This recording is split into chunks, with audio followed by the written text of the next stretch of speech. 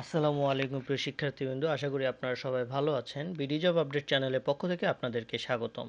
আজকে একটি প্রজ্ঞাপন নিয়ে বা নিউজ নিয়ে আপনাদের সামনে হাজির হয়েছি। যারা এইচএসসি 2025 সালে এইচএসসি কমপ্লিট করেছেন, তাদের মেডিকেল ডেন্টাল পরীক্ষায় ভর্তির বিজ্ঞপ্তি সম্পর্কে, নেগেটিভ মার্কিং সম্পর্কে এবং কত মার্কে পরীক্ষা হবে এই সম্পর্কে ভিডিওটি।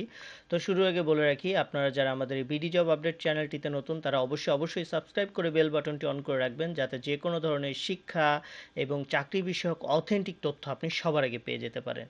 তো চলুন দেখে আসি আমরা কি প্রজ্ঞাপন জারি হয়েছে। তো এখানে প্রথমে বলা হয়েছে যে 26শে অক্টোবরে কিন্তু স্বাস্থ্য পরিবার কল্যাণ মন্ত্রণালয়ে একটি সভা অনুষ্ঠিত হয়, যেখানে কিন্তু বিজ্ঞপ্তি দেওয়া হয়েছে যে 30শে নভেম্বর কিন্তু মেডিকেল ডেন্টাল ভর্তি পরীক্ষার বিজ্ঞপ্তি প্রকাশ হতে পারে। হ্যাঁ, এবং আরেকটি গুরুত্বপূর্ণ বিষয় যে এখানে কিন্তু বলা হয়েছে যে গতবারে কিন্তু 150 নম্বরে পরীক্ষা হয়েছিল 24-25 সেশনে, বাট এবার কিন্তু পরীক্ষা হবে 100 মার্কের এমসিকিউ এবং জিপিএর উপরে। গতবার ছিল 50 নম্বর, এবার হয়তোবা সেটা আগের মতো মানে 24-25-এর আগে হয়তোবা 100 নম্বর করা হচ্ছে ছিল, সেটা আগের বারের মতো আবারও 100 মার্কের হবে। টোটাল হয়তোবা 200 মার্কের পরীক্ষা হওয়ার প্রবল সম্ভাবনা রয়েছে। ঠিক আছে, এবং এই কর্মকর্তা আরও বলে যে এই যে 100 মার্ক, যে রেজাল্টের উপরে যে 100 মার্ক, সেটা কিন্তু এসএসসির পরীক্ষাকে বা জিপিএকে 8 দিয়ে গুণ করা হবে। মানে আপনি যদি জিপিএ 5 পান, তাহলে এই 8 দিয়ে গুণ করে 5 × 40, এবং এইচএসসি রেজাল্ট সেটাও যদি জিপিএ 5 থাকে, তাকে 12 দিয়ে গুণ দিয়ে কিন্তু 5 × 12 = 60, এই 40 আর 60 মিলে কিন্তু 100, আর 100 মার্কের পরীক্ষা হবে। এই টোটাল কিন্তু আপনার 200 মার্কের পরীক্ষা।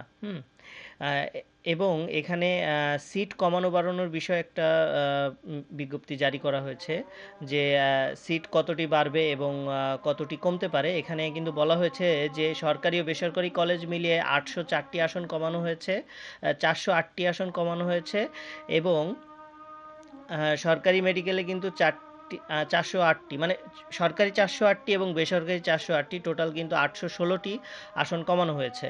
হ্যাঁ, এই ডেন্টাল মেডিকেলের সিটের জন্য এই সংখ্যা কিন্তু আরও বাড়তে বা কমতে পারে।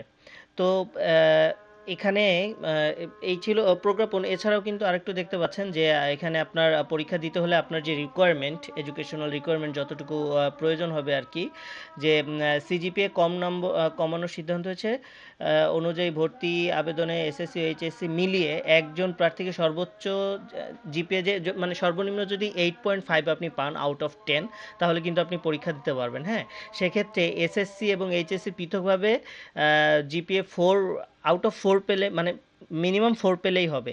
আর এছাড়া জীববিজ্ঞানে জিপিএ 3.5 পেতে হবে। তো আমি যদি আরেকটু সংক্ষেপ করে দিই, আপনার এখানে আপনার এসএসসি ও এইচএসসি মিলিয়ে 8.5 পেতে হবে, এবং ইন্ডিভিজুয়ালি 4-এর বেশি পেতে হবে। এসএসসিতেও 4 পয়েন্টের বেশি পেতে হবে, এইচএসসিতেও 4 পয়েন্টের বেশি পেতে হবে, এবং এসএসসি এবং এইচএসসি দুটিতেই জীববিজ্ঞানে জিপিএফ 3.5-এর বেশি পেতে হবে।